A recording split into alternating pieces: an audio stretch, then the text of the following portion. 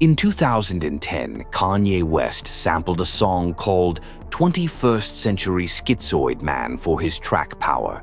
Millions heard it. Almost none knew where it came from.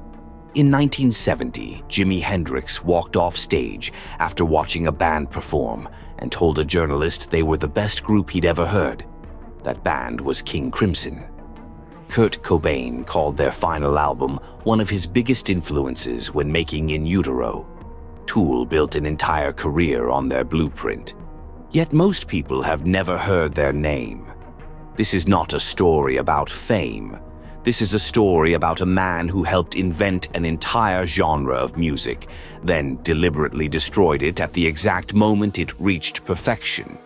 A man who treated band members like lab experiments, cycling through lineups so fast that musicians would join, record an album, some then disappear within months.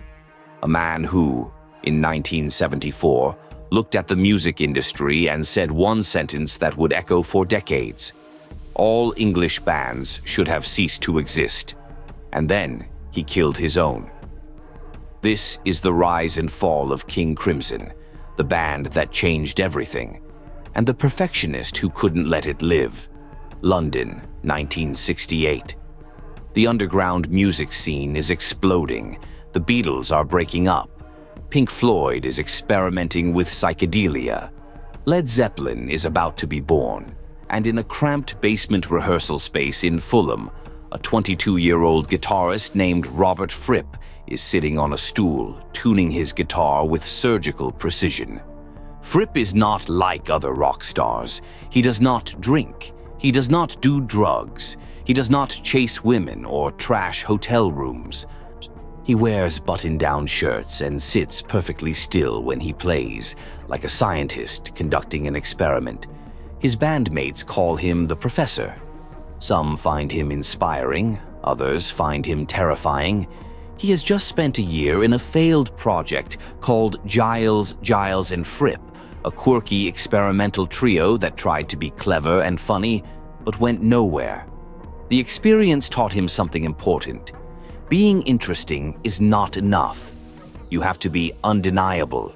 So when multi-instrumentalist Ian MacDonald walks into the rehearsal space with a strange keyboard instrument called a mellotron, a tape-based machine that can replicate entire orchestras, Fripp's eyes light up.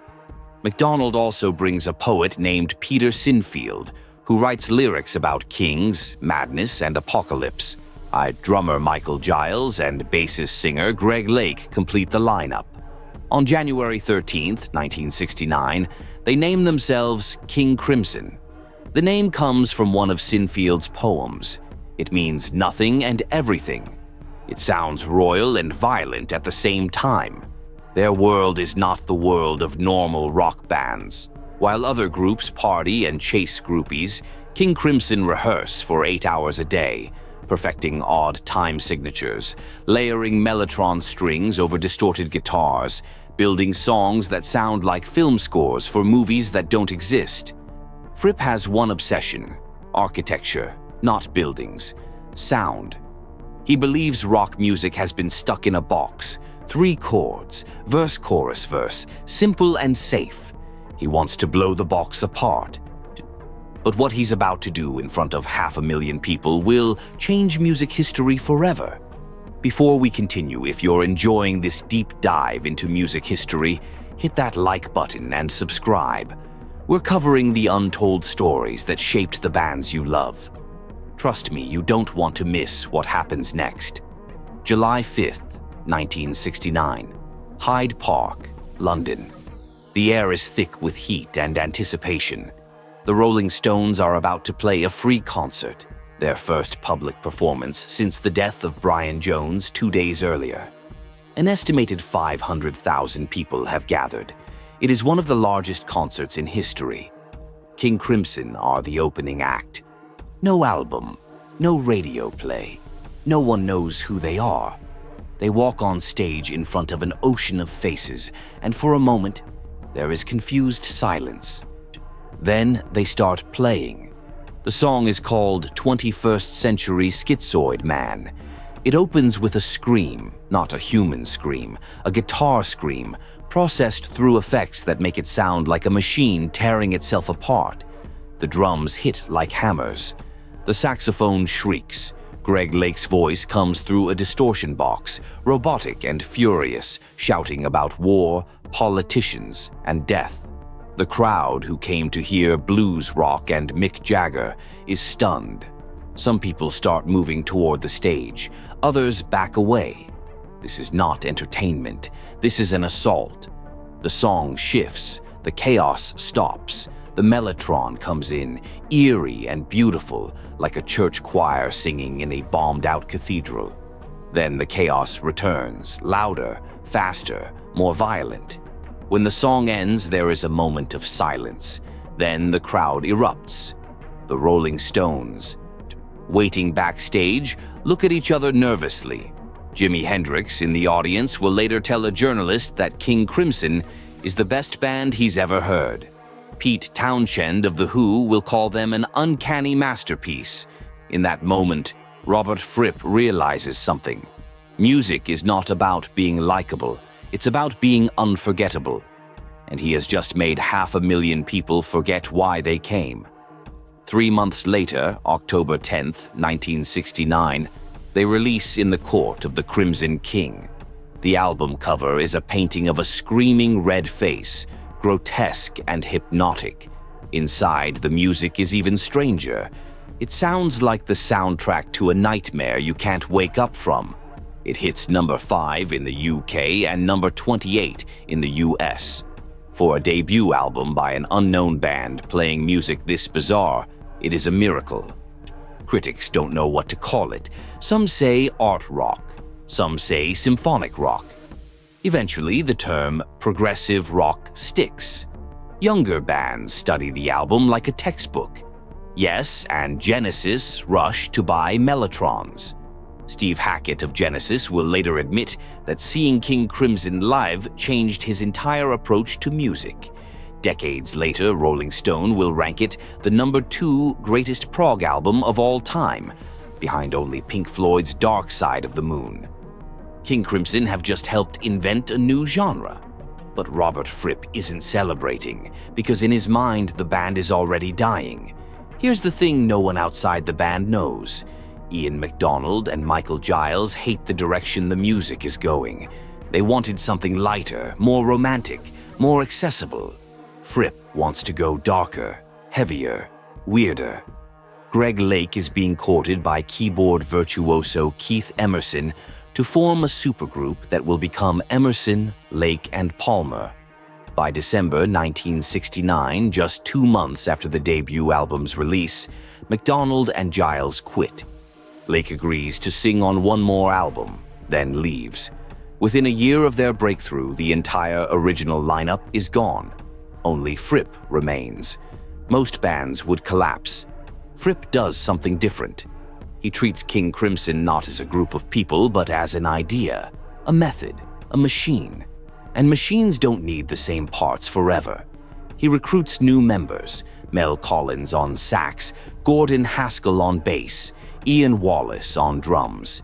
They record 2 more albums. The music is brilliant, but the lineups are unstable. Haskell quits in frustration. Wallace follows. By 1972, Fripp has gone through more band members than most groups go through in a decade. Rock journalists start calling King Crimson the band with the revolving door. But Fripp doesn't care. He is searching for something, the perfect combination of musicians who can handle the intensity, the complexity, the relentless drive for perfection. And in 1972, he finds them. Or thinks he does. Fripp makes 3 crucial calls. First, he recruits Bill Bruford, the drummer from Yes. This is shocking.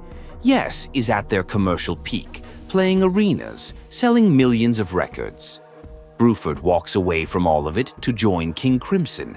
When asked why, he says, Yes was safe. King Crimson is dangerous. Next, he brings in John Wetton, a bassist and singer with a powerful voice and a heavier playing style.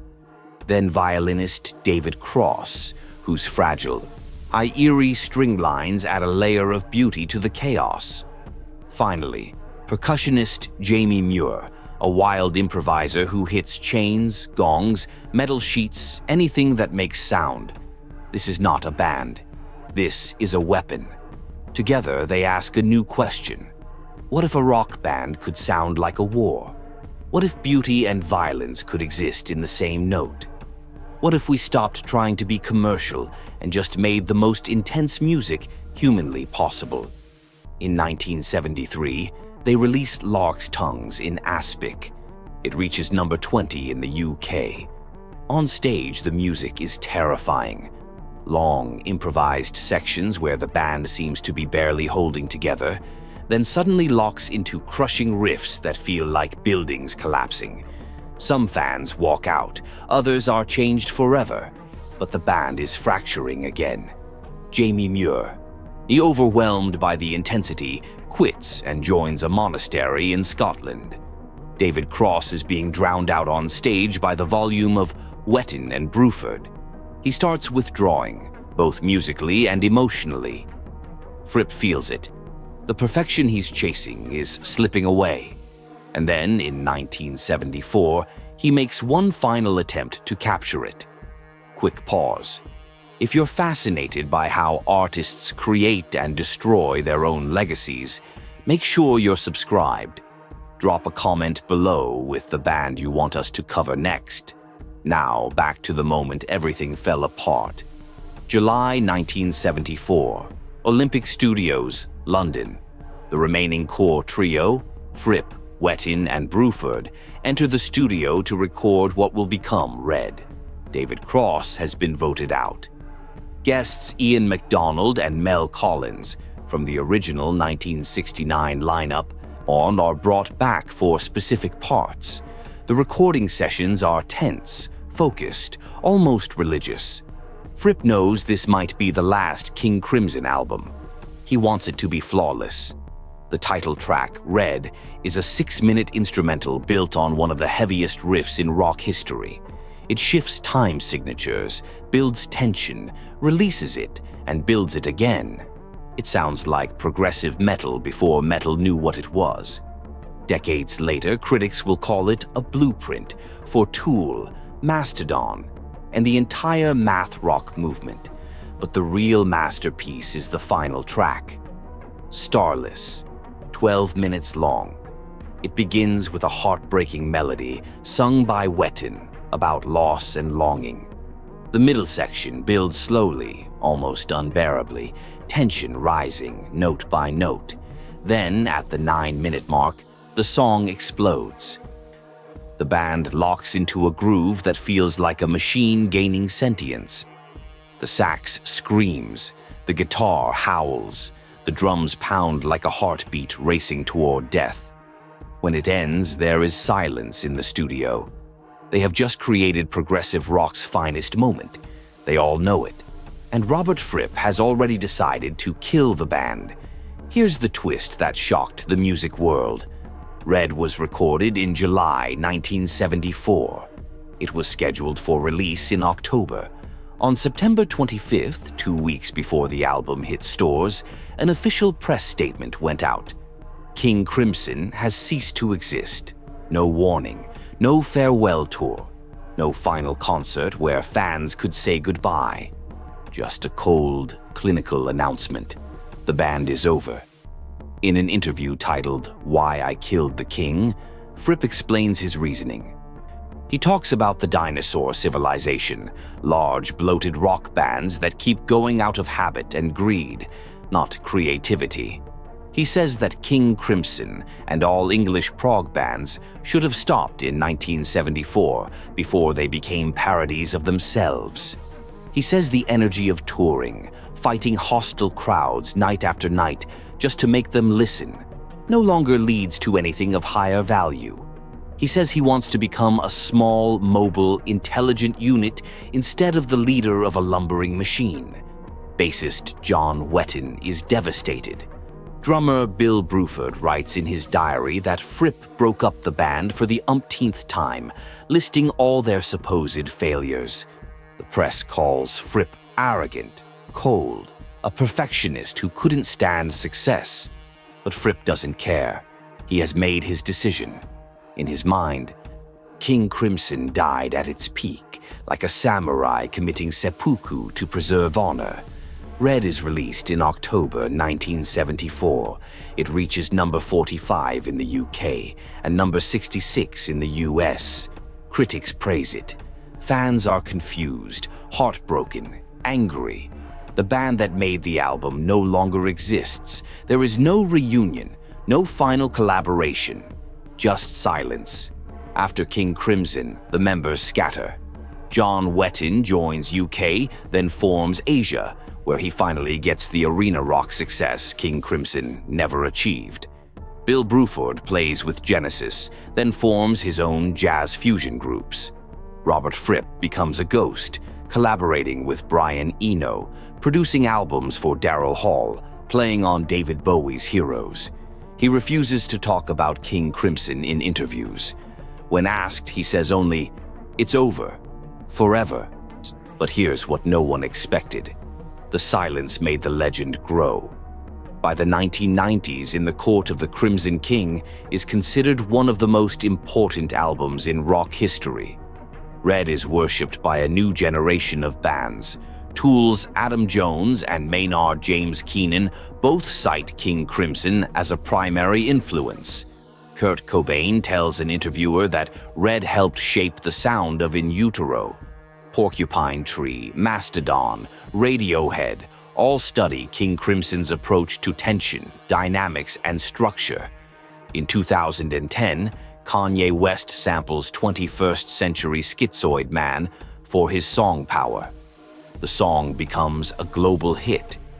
Millions of people, most of whom have never heard of King Crimson, are now listening to a 1969 prog rock riff without knowing it. Music historians now point to King Crimson's 1974 breakup as the symbolic end of the first era of progressive rock. The band that helped invent the genre walked away at its peak, and the whole movement seemed to lose direction afterward. Punk rock arrived 2 years later, and prog became a punchline for a decade. But the influence never died. It just went underground. Today, In the Court of the Crimson King and Red are treated as sacred texts by musicians. Remastered editions sell to audiophiles who want to hear every detail of Fripp's guitar tone. Drummers study Bill Bruford's playing like jazz students study Max Roach. The Mellotron sound that King Crimson pioneered is now a standard plugin in every music production software. So was Robert Fripp, right? Was killing the band at its peak an act of artistic integrity or artistic suicide? Think of it this way, King Crimson never became a parody. They never toured nostalgia circuits, playing their hits for aging fans in half-empty arenas.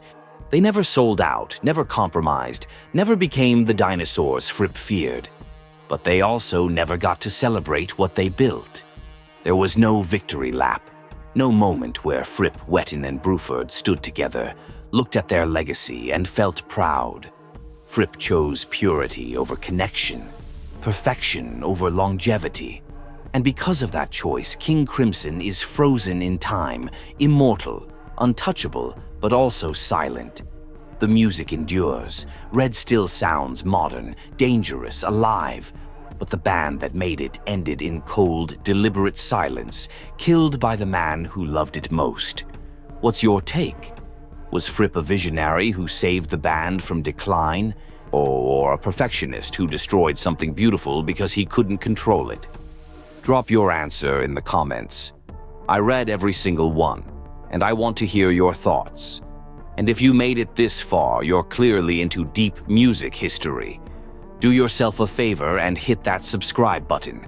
We've got more untold stories coming that will blow your mind. Which legendary band should we cover next? Let me know below. Thanks for watching, and I'll see you in the next one.